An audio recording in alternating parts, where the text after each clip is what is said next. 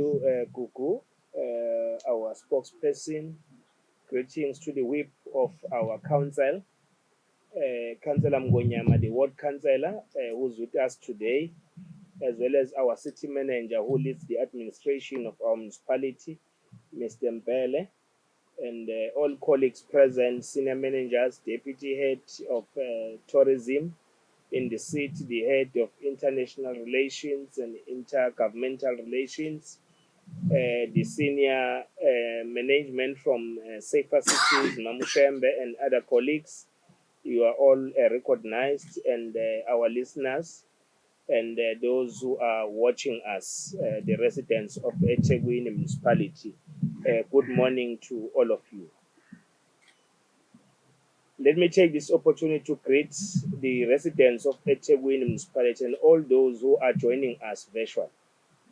We have called this media briefing so that we can share with you our Easter holidays long weekend plans, and also to update the public about the ongoing recovery efforts following the resumption of municipal services, as well as the council decisions for the meeting that took place on Tuesday, the 26th of March 2024. The impact of the protracted illegal strike has been felt by all sectors in eThekwini, and again, we wish to express our appreciation to the residents and businesses for working with us during this difficult period. Let me start with Easter holiday plan.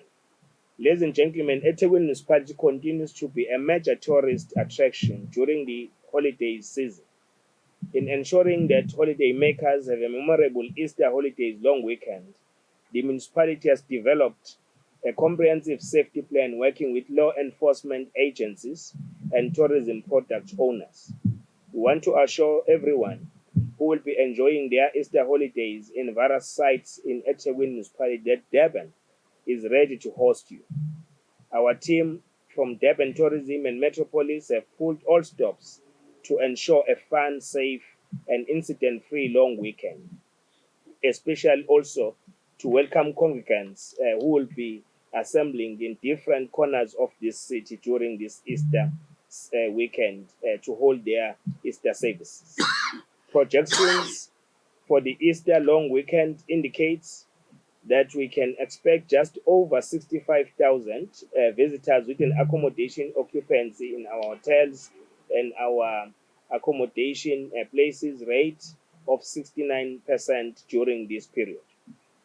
This year's Easter festivities are geared towards accommodating the whole family with activities that are family friendly in key tourism precincts like Ushaga Marine World, which has reopened and fully functional last week after the strike, which they've resolved with amicable solutions.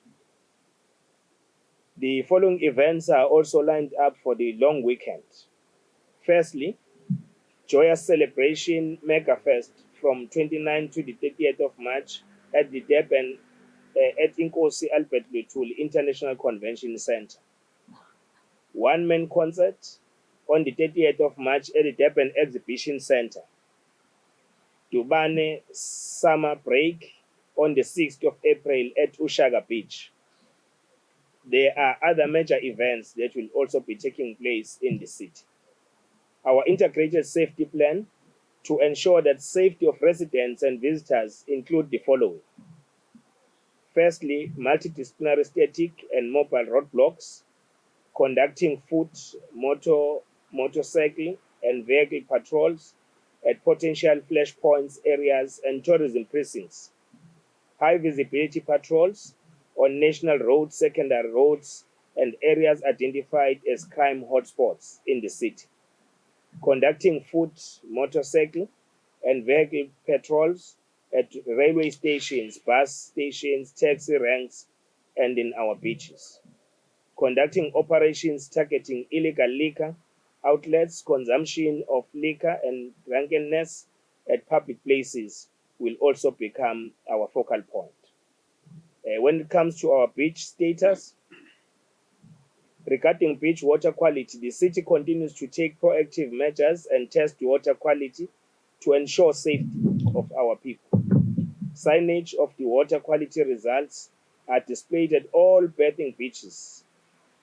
Sewer infrastructure has been upgraded in the city, and there are also other projects which are already under construction, and continuous repairs are undertaken if there are damages caused by adverse weather conditions. We are pleased that most of our bathing beaches are opened and safe for swimming pool, for swimming, as well as our swimming pools. In the beachfront, we also open the public. Our beachfront is open for public swimming, especially in both facilities, in the beaches and swimming pools. However, we are concerned about persistent adverse weather conditions, which have resulted in the cancellation of the life-saving South Africa Sniper Surf Championships, which was made uh, purely because of the surf conditions, cyclone, gale force winds, huge swells, and the high possibility of additional debris. These abnormal weather conditions are beyond the control of the municipality and event organizers. However, other championships are still in continuation, such as the life-saving South African Pool, SA Masters Championships at Kings Park Swimming Pool, and the life-saving Sniper Beach Challenge at Eddington Beach. These activities were not cancelled and are continuing as planned. On the resumption of municipal services following the strike, this is what we have done. Following a 3-week-long industrial action by the city, by eThekwini municipality workers, we are pleased to report that all basic services in the city have been fully restored. The reports we received from various service delivery units of the municipality show that service delivery backlogs is gradually being reduced. While majority of workers have returned to work, there is still a huge backlog that the city has to clear, considering the longer period in which services were interrupted. We apologize for any inconvenience caused by this. On water supply, ladies and gentlemen, you will recall that last month we convened a water imbizo in KwaXimba where we unveiled detailed intervention to resolve water challenges in the area. We were led by the Minister of Water and Sanitation. We are pleased to report that yesterday 2 boreholes were commissioned in KwaXimba as a temporary relief, while medium long-term interventions are being explored to boost water supply in the area. Each borehole produces 300 liters of water per hour, and water produced from these boreholes has been tested and complies with the South African National Standard 241 for drinking water requirements. Another intervention that we are implementing jointly with Umngeni Uthukela Water is the construction of the phase 1 2 megaliter per day package plant. The second phase will be the installation of 5 megaliters per day package plant. The contractor is already on the site, which has commenced with the earthworks and the casting of the slab to set up the package plant in the area. The anticipated completion date for the first phase of the package plant is the end of April 2024.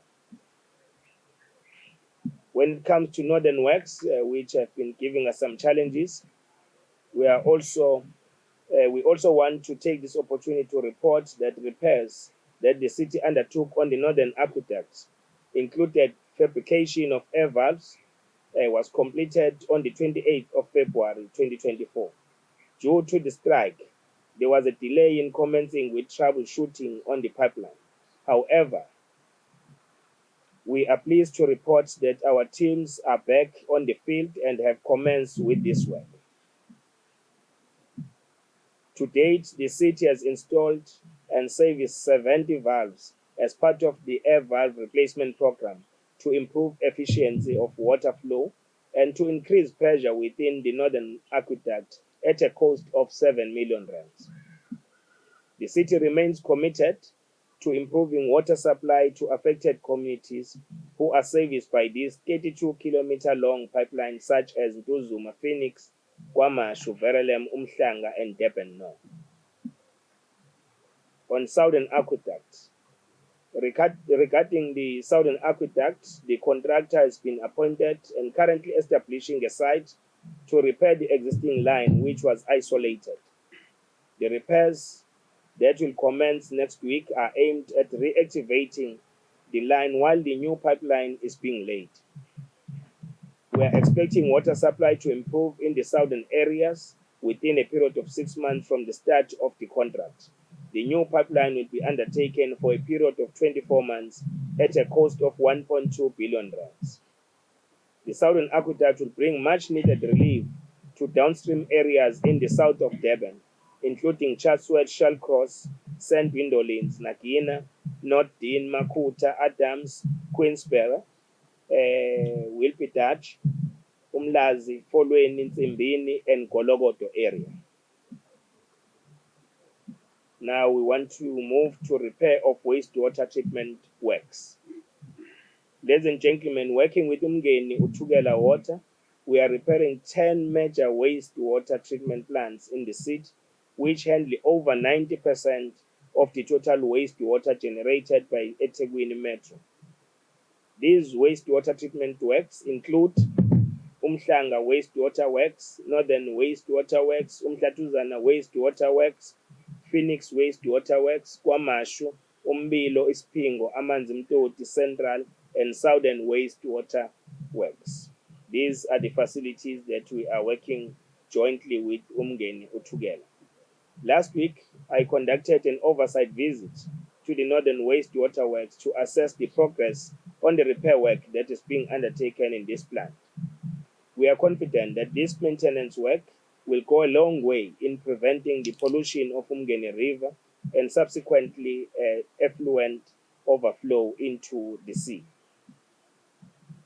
The contractor is undertaking work in different phases, which also include the mechanical and electrical repairs of the pumps. This work is expected to be completed in the 2024-2025 financial year at a cost of 500 million rands. On the debt relief, ladies and gentlemen, at this point, let me update our residents about the decision of the last council meeting, which sat on Tuesday. To caution our customers who are struggling to pay their municipal accounts, eThekwini Municipality has reinstated the debt relief program following an approval by the council this week. This demonstrates that we are indeed a caring government. This program benefits residential and business customers and also includes non-profit organizations. This was as a result of our public engagements. When we engage members of the public and businesses in various platforms, they raised concern that the program benefited them, but the time was very limiting in terms of accessing the program. Hence, we have decided that we must restore this debt relief program. The last installment of the debt relief program yielded positive results as the city collected about 112 million rands in down payments alone. The success of this program saw the council reinstating it for another period of 3 months. To qualify for this program, your account must be over 90 days in arrears. A down payment of 5% for residential and 10% for business customers must be made. Once the payment agreement has been signed to settle the outstanding debt for up to 36 months, which is 3 years, and accumulated interest will be written off. Let me repeat this. Once the payment agreement has been signed to settle the outstanding debt for up to 36 months, and accumulated interest will be written off.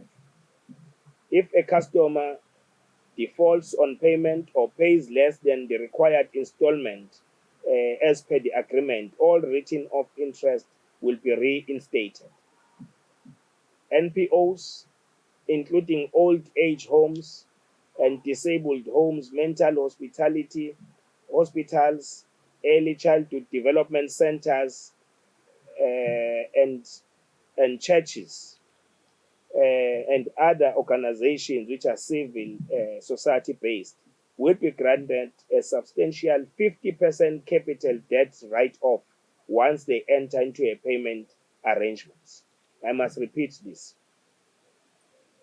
NPOs, including old age and disabled homes, mental hospitals, early childhood development centers, namakresh, and churches, and other social facilities um, will be granted a substantial 50% capital debt write-off once they enter into a payment agreement.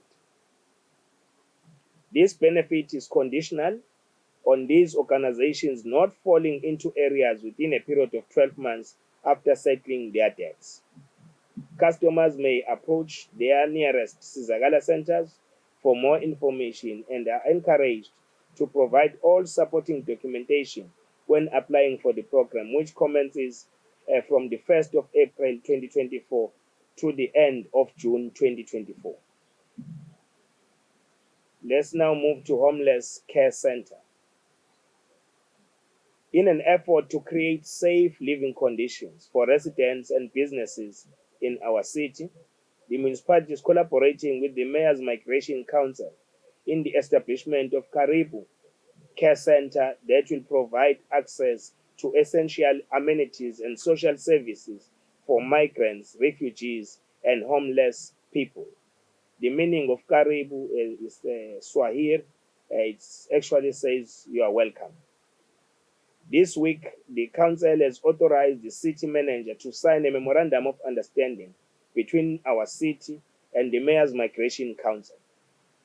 The Mayor's Migration Council is a mayoral-led coalition that drives ambitious global action on migration and displacement of foster and displacement to foster a world where urban migrants, displaced individuals, and host communities can thrive. In eThekwini, our focus is on the establishment of Karibu Community Care Center here in Albert Park in Ward 32, which is led by Councillor Mngonyama, that assists homeless people to access skills, development opportunities, meals, and ablution facilities. The Mayor's Migration Council has allocated 3.6 million for this project, which will contribute immensely to our vision of making eThekwini the most caring and livable city by 2030. We are also responding to this and also implementing this program because we understand that it is not only our city. That is why we are part of the Mayor's Migration Council. This is a global phenomenon, the issue of homelessness. In conclusion, as the leadership of the city, we want to reiterate that we are ready to deliver a safe and memorable long Easter weekend, and we urge our residents and our visitors to cooperate with law enforcement officers, both on the road and in our communities and our social amenities, to reduce incidents of crime and road crashes in our city. I thank you, ladies and gentlemen. Thank you so much.